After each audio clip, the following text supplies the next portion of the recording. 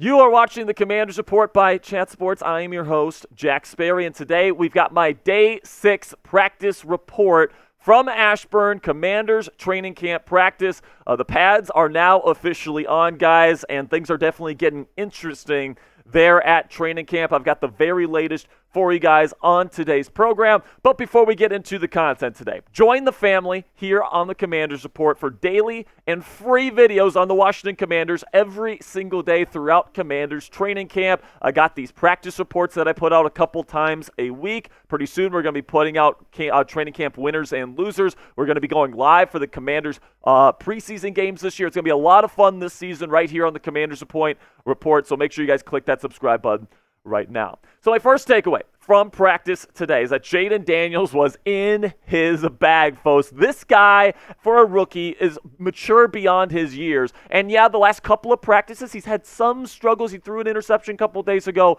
but today he really looked more like he did on days 1 and 2 of training camp, where he was just bombing it down the field, showing that beautiful touch that he has on his deep ball. This one coming in from Linnell Willingham here, who had a report earlier this morning saying Jayden Daniels has been on one today. Another beautiful deep ball to Terry McLaurin for a big gain. It's a thing of beauty watching him throw it deep. Best practice of camp for Jayden Daniels, number 5. And considering he was lighting it up on days 1 and 2, the fact that he was doing even better than that today is definitely a good sign. We also had one from Zach Selby here, another reporter on the ground in Ashburn, saying Jayden Daniels drops a dime to Olamide Zaccheaus down the right sideline, drew a loud roar from the crowd. God, that Zaccheaus name is tough, man. Okay, so I do think that Daniels, when it comes to Daniels, it's going to be just a matter of time until he is named the starting quarterback for the Washington Commanders for that Week 1 matchup against the Tampa Bay Buccaneers. This coaching staff might want to see him in a preseason game before they officially give him that title.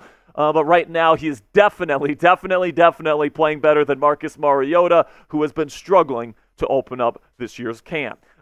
Some other news here, another younger Commanders player here, Benjamin St-Juste, was limited in practice today. He went through the individual portion of practice, but when the team broke for team periods today, he went back into the locker room. So we'll see what the latest update is on Benjamin St-Juste moving forward.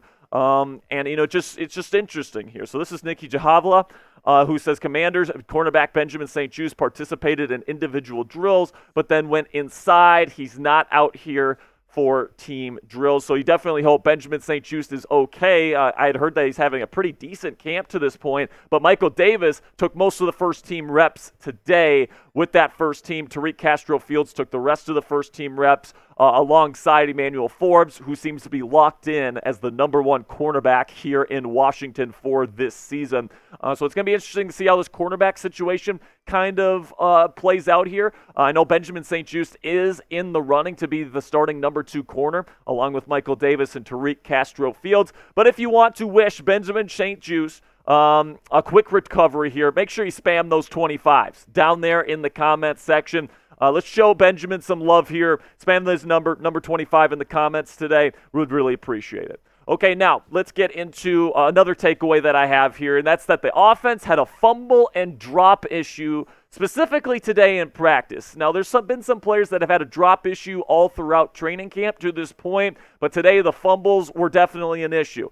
Zach Ertz had a fumble. Jayden Daniels had a fumble on a transfer on a running play. And then Brian Robinson also had a fumble today. So, 3 fumbles in one team practice, that's just not what you want to see during training camp here. You want to see them protect the football. Now, the Zach Ertz one, Frankie Luvu actually ripped it out of him, so that's good to see that Luvu is getting active there and raking the football out. But those silly mistakes on the running back to quarterback, transfers on the running plays, that stuff just can't happen.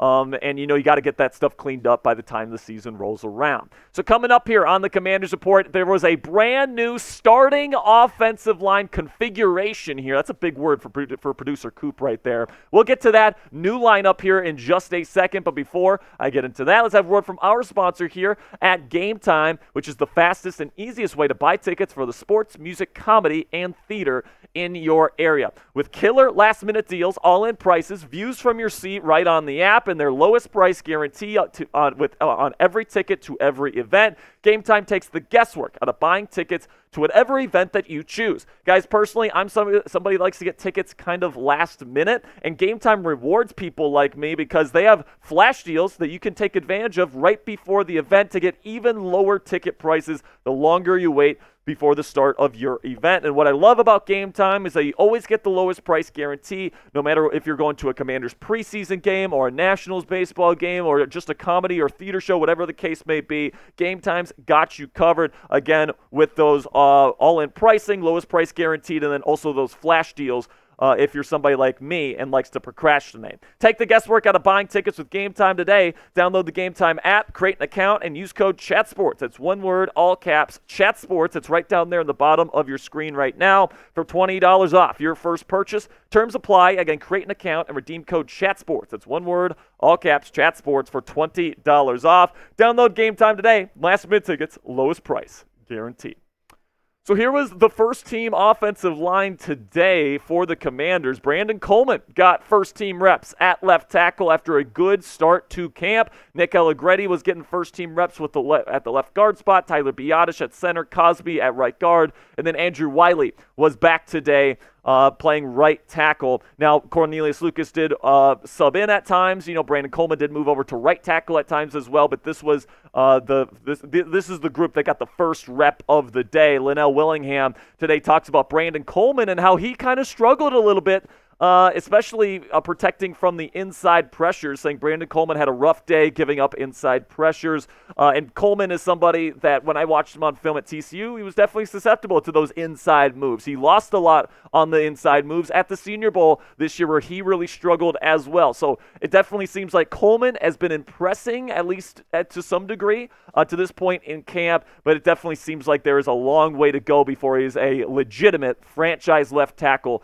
for an NFL franchise. Now make sure you guys click that thumbs up icon if you haven't already, if you are ready for this 2024 campaign. It's the first year of the Dan Quinn and Jayden Daniels era here in Washington. Can't wait to get it going. If you're with me here, make sure you click that thumbs up icon and like today's show. So before I go here, I have two more camp standouts that I want to kind of bring to light here because I think these guys deserve to get a little bit of praise here on the show.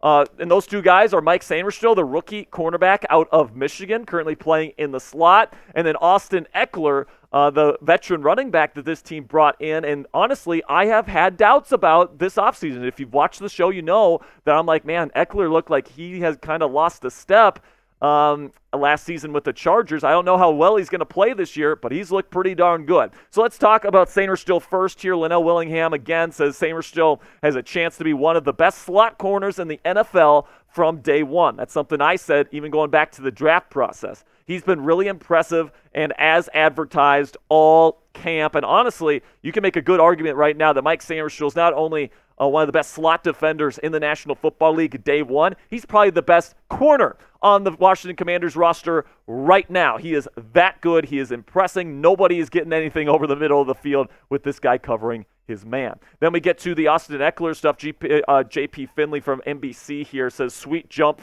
cut from Austin Ekeler. Dude seems to be on a mission this offseason. That's obviously exactly what you want to hear from Austin Ekeler.